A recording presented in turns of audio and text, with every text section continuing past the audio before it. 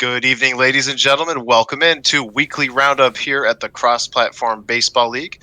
My name is Weaver for Prez. I'm joined here tonight, as always, by Dwayne, one of the co-commissioners of this league. Dwayne, we are done with 2 weeks of play here in Season 9. Can't believe it's already 2 weeks in. How do you feel after some pretty good action? I'm feeling great. Yeah, pretty good action is definitely a bit of an understatement indeed. There's been so much going on in the XBL across all three leagues, the AA, the AAA, and the top tier cross platform baseball league, and it's been so exciting to watch. It's great to see everybody getting their games in, and it's great to see all the parity and everything that comes with it. And yeah, I can't be more excited. Yeah, lots of activity to go over, and it's reflected in the power rankings, which is the first thing we're going to go over tonight. And for the first time, we actually have AA power rankings. This is a division of the XBL that's brand new to Season 9. Last season, Season 8, was the debut of AAA. Now we have not only AAA, but AA. And so we've got power rankings to go over for you for all three leagues, but we will start with AA. Let's get into those. And there are only the 9 players here in the AA. That's sure to expand going forward, I would assume. But 9, 8, and 7 here: the Fighting Irish, the Chill Cats, and the 6 and 4 Heavy Ballers, even at 6 and 4 down there at 7.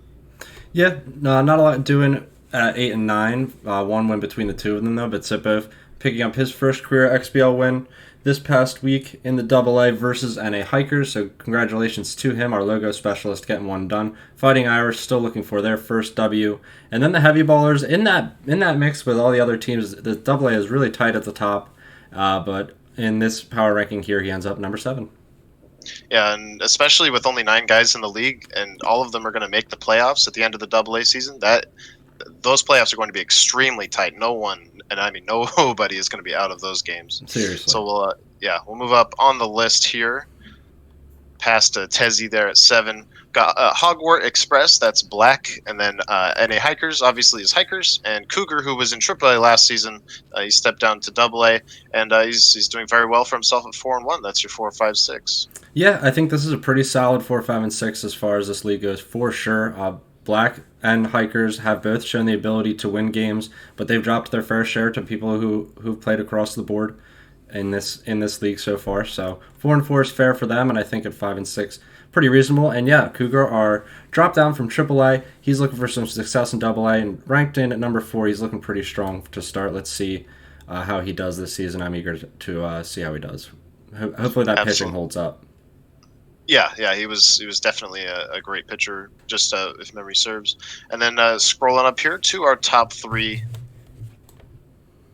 here on the list: the Reggaetoners, the Piranhas, and the Aeronauts, taking the number 1 spot on our first ever AA rankings. So congrats there to Goldfinger, one of our off-season recruits. Yeah, very much congratulations to Goldfinger. He's looked really strong coming out to that 6-2 record, scoring a ton of runs too. He's made his way up from the lower egos at a very rapid rate, and we can see a lot of success for him in the future. The Plum Island Piranhas and Rise and Fall is a PR veteran that a lot of us have played, so not surprised to see him having some success as well early in the AA. And Burr, who was one of the earlier recruits, hung around for all of Season 8, finally getting into the mix this season in the AA, starting out at 3-1. He scored a ton of runs in a few games. I think he had a mercy victory or two, so he's looking strong. I'm eager to see how that offense really shakes out. Yeah, so this is the first time we've gone through the AA rankings. We'll do them again this time next week, but now we got to move on to the AAA. And here, starting at the bottom of the list, it's actually, you informed me before we went live that there's actually not really an 18th place, because both Oxbox and Job tied for 17th. So actually a promotion there for Oxbox. And then, of course, Casino there at 16 with his Sicilians.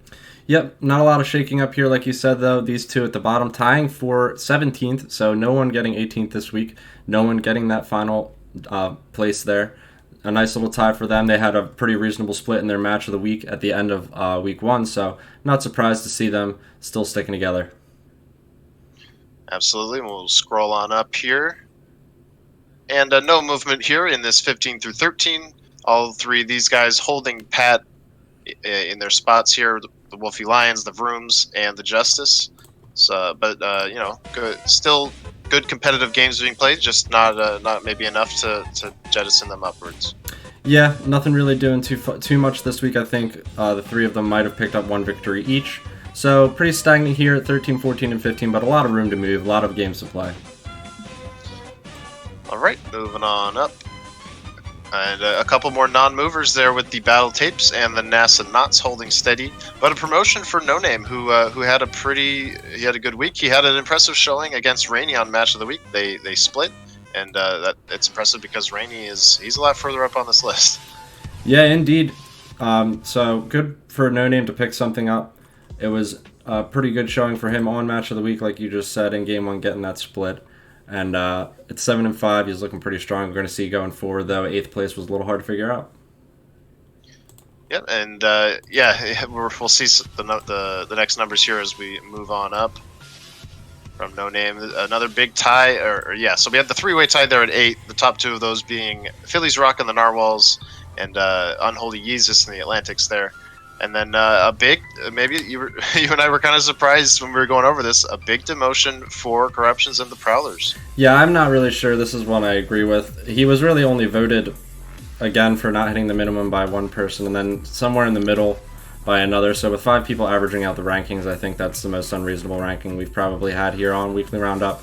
And I would fully expect Corruptions to outplay that in this coming week. So at 5-1, he's having some internet issues as well, so I really wouldn't count that against him or take much stock in that. He'll probably hit his minimum after he gets things sorted, and we know the power that the Prowlers can bring. Surprised here, though, to see at 8-8 and also 8 here with the no-names, a 3-way tie. So a little harder to figure out 8th place. The Narwhal's standing pat there, like you say, at 8, and Yeezus getting a bit of a drop there due to some movement towards the top. Yes, it's that 3-way tie there at 8. All those guys definitely solid. They're going to make noise in the playoffs, no doubt. And then, like you mentioned, Corruption's certainly not the like the 7th from the top there like he is on the list. So, No. But it'll be up to him to make those jumps. We'll see where he is next week. I'm sure it'll be higher. And so we got Phil here at 6, holding pat, and Pizza Volcano also holding pat at 4. But they're in the middle, a massive jump for the TACPs. Yeah, TACPs had a really good late week, scoring a ton of runs and getting a lot of wins in bunches. So nice to see Keck finally getting on the horse and living up to that preceding reputation that he had going into AAA. A big 5-spot movement is that favor from the league office voting, and we will see going forward what the TACPs are able to do. 4 and 6 looking strong. They had a split among themselves during week 1, and we'll see in the playoffs how things shake out for them. I think Phil is somebody to watch going forward as a big dark horse in this league. And that's going to bring us to our top 3, which is going to look a little different than last week with that surprise demotion from Corruptions. So as soon as we see that here, Eduardo, 2-spot bump, makes the 3-spot. Rainey moves into the 2-spot, and that leaves Captain Krill all on his lonesome there at the top.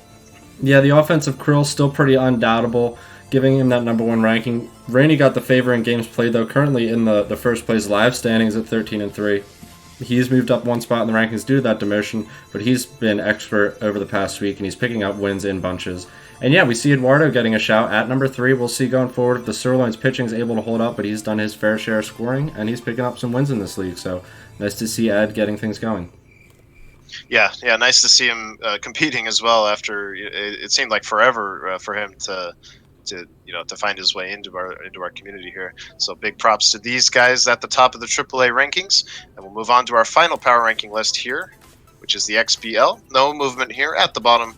The Colts at 1 and 9, the Megafauna at 2 and 8. They had a split with Mer's drone this week, I do believe, and then Cardiac Card just not maybe his season so far. I think he's played the most games out of anyone, or at least close. And he sits at 3 and 11, but no demotion this week. Yeah, last week he was the first to 14, so I think he did pick up that sweep versus Doso, unless that was late in week 1. Either way, though, he hasn't gotten it going too hard, but we'll see. I think Cardiac has a shout to win a few games going forward. It's just going to be a matter if that timely offense can really kick on. And yeah, we see the rookie, B. Hagen, set to play some more games, I think, this week. I have him picked to win a couple, probably snare a few wins. And the Colts at 1 and 9, that Boop's pitching of last season not seeming to hold up just as hard as it did. So maybe he'll be able to get on that horse and get things moving going forward. Absolutely. Moving on up past 15 will be the Salt Lake Sakuras at 14, not moving. A 2-spot demotion for Doso, despite some decently strong showings. And then No Hummus, who is he was the last place player last year. He's holding steady at 12. He's holding steady at a 500 record. Yeah, like you said, not a lot of movement here, just the Firebirds dropping into 13. I think everybody close to 500 to 12 and 13 is not too surprising. There's a lot of teams in this middle of the pack of the XBL right now that are at 500. And the Sakuras at 14, I think, again, Murr's one of those players that's set to pick up win a few big games going forward, I think, off of opponents that might not be expecting that Von Asen level pitching prowess that he's going to provide. Absolutely, and moving on up, and you were saying there's definitely a logjam in the middle as far as the scramble to get those playoff spots. It's never too early to talk playoffs. A 2-way tie there with myself and Finite Provision, the Miners. They're at the 10 spot, and a huge bump for Alec AD, who has jumped up 5 spots. So good for him. He was one of the last players to miss out on the playoffs last season.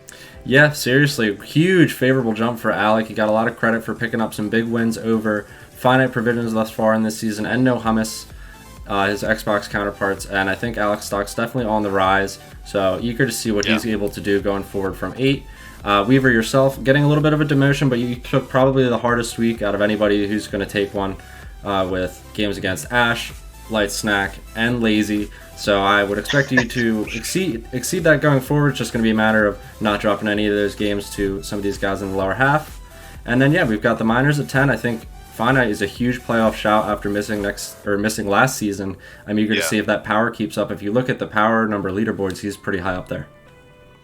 Yeah, he's absolutely having a good year. I think the 6-6 500 record maybe even a little deceptive there for Finite. So we'll see what happens with him and with everyone really going into week 3. We'll move on up here into the next few spots. You and your Pine Sox tied there with Alec at in the 8th spot, and then Bice getting a 2-spot demotion. He got knocked around by Luke on Match of the Week before recovering and playing a competitive game for their second game. And then holding pat and at the 6th spot with a 500 record is Ted Danson. Yeah, 4-game week for Bice with games against Lazy and Luke resulting in 4 losses. So just nowhere to really go but down, but not too far down, I would say. And a pretty appropriate 7 position. Let's see if his offense wakes up going forward. We have Ted hanging out, my 7-7 partner. Both of us have been 500 pretty much all season, so pretty even week for the Dragoons. That pitching has really been going strong, but the offense, I think, yet to have really get revving up. I'm interested to see how Ted's able to finish out this middle of the season. It's going to be big for him. Absolutely. And it almost kind of feels like those 500 records, not only last season, 500 record was kind of lower, in the playoff picture. It almost feels like 500 could be more mid-table on the playoff picture. That's definitely going to be interesting to see how the wins allocate themselves in the final weeks. We'll move on up here to 5, 4, and 3. Nice recovery there for Mike the Cooch, who had fallen all the way down to 8th. He's now 5th after a good rebound week where he's 7-3. And then Luke, a solid number 4 after a good Match of the Week performance. And of course, the Beaky Bay Birdies holding pat at number 3. Yep, we've got not a lot of movement at 3 and 4. Both those teams having strong weeks, playing each other as well, so that really kind of locks them in where they are after Light Snack getting that sweep, knocking Luke around pretty good. But then we had, Mike with some great movement. He had some good offensive showings, I think putting up 10 runs in 2 games against Alec, and then a split against No Hummus. No Hummus able to take away a win versus Mike this week, so that was good for him, and good for Mike to pick up a win because Hummus has been tough, so nice job moving up for Potato Nation. Yep, and then the top 2, the same as it's been for quite a while. The Blues, they are 9-1. The Jackals, 10-0. They did, if I don't say so myself, they had their closest call with defeat this week. But it's Lazy. He's just too good, and he finds himself undefeated. So yeah, not much else to say about these extremely good players. Yeah, Lazy snatching victory from the jaws of defeat against you. Unfortunately, we were in that series earlier this week. But still 10-0. He's done super well this season at just getting things done, being the champion, showing that Lazy skill that we all expect him to have. And it's just going to be a matter of who's able to do it. I think down the road he's got some tough matchups, so there will be some room to possibly take a W off him. And yeah, the Blues at 2. Ashnod's still hitting home runs with aplomb, and it's honestly, the pace is almost uncountable. You don't have enough fingers to count how many home runs he hits in a game, so nice job to him. We'll see if that offense is going to be the one that takes Lazy down this season. Yeah, also worth mentioning, it's something I've noticed, and I believe multiple other people have noticed. Maybe this is something that chat can chime in on, but it really does kind of feel like Ashnod's pitching woes, even if they're still existent, I don't think they're nearly as bad as they were last season. I think he's figured some things out, and that could definitely play into how his season goes. He wasn't happy with his World Series performance, so we'll see how he rebounds as we hurtle towards the middle of the season here. Yeah, indeed. Yeah. So those are your power rankings after 2 weeks. Now we've got a top 5 plays of the week list for you, as ranked by myself and Dwayne. And starting here at number 5 is a self-described unconventional double play from Jay Boops and the Bayside Colts, going with the tag of the runner going from second to third and then making the throw to first. You really don't see that a lot in Super Mega Baseball. Yeah, it was a nice job by JB. Some heads-up baseball, catching that runner, maybe Doso thinking he would just get that throw right over to first base, conceding the base, but there was not a lot of speed at second, and JB's just getting it done. Good IQ. Yeah, good play there from the Colts third baseman. And at number 4 here, we've got one of two walk-off home runs that were submitted this week. This one from Rainey in extra innings versus the Wolfie Lions at Colonial Plaza in a 0-0 game. Really clutch here. Anytime you've got those super low-scoring games um, late, where it seems like no one can score, it just the stress really does compound. So it's always nice to hit a fat one like this and put the game away. Yeah, nice job taking it to left center field. Just sitting back on the pitch, Rainey getting it done at the bottom of the 11th inning in a grinder. That's definitely got to feel good to get a walk off there. Yep, and we've got a very similar clip here at number 3.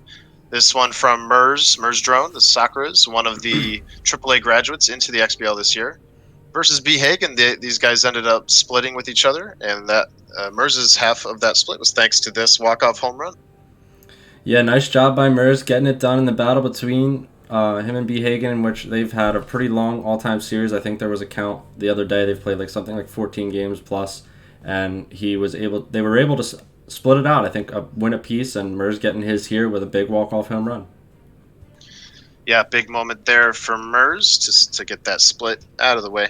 Now at number 2, we're going back to some defense here. This comes from Oxbox.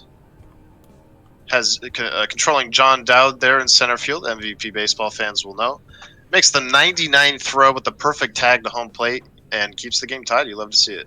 Yeah, nice job by Ox with the heads up 99 throw, just getting it done in a close game versus Phil. I don't think he was able to come away with a victory in this series, but the games were close, and it always feels good to get a big play like that. And then the number 1 play of the week actually comes from the Vrooms, from Tam Danitz in a tied game with Phillies Rock. Makes an excellent over-the-shoulder diving catch towards the warning track in the first inning. Really not a whole lot you can say. It's just a well-executed play, and it's just pretty to look at.